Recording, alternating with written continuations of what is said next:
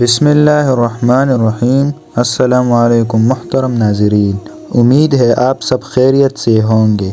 مرد کے ذمہ واجب ہے کہ عورت کو ایک ایسا کمرہ علیحدہ رہنے کے لیے دے کہ اس میں شوہر کے ماں باپ، بھائی بہن وغیرہ نہ رہتے ہو، بلکہ وہ پورا بیوی کے قبضے اور تصرف میں ہو۔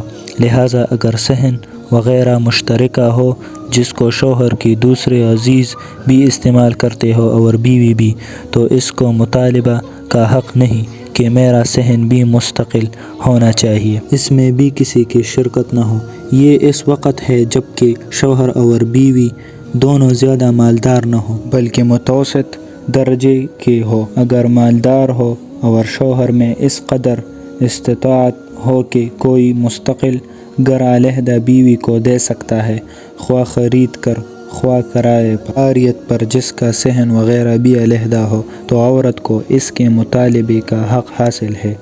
البتہ عورت کو یہ سوچنا چاہیے کہ شوہر کے ماں باپ نے کتنے امنگوں اور آرزوؤں کے ساتھ شوہر کو بڑا کیا اور شادی کرائی، اب وہ خدمت کی محتاج ہے۔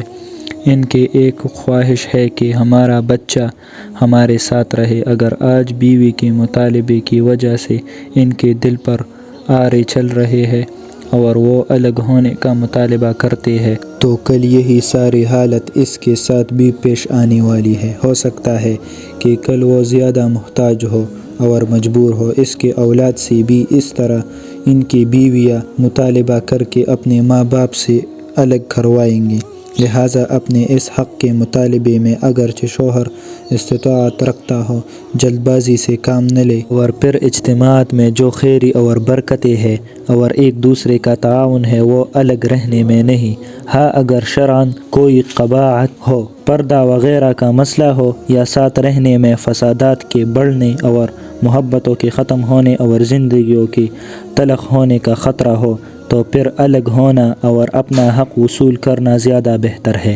اگر آپ کو یہ ویڈیو پسند آئی ہو تو ہمارے چینل کو سبسکرائب کریں اور ویڈیو کو لائک کریں۔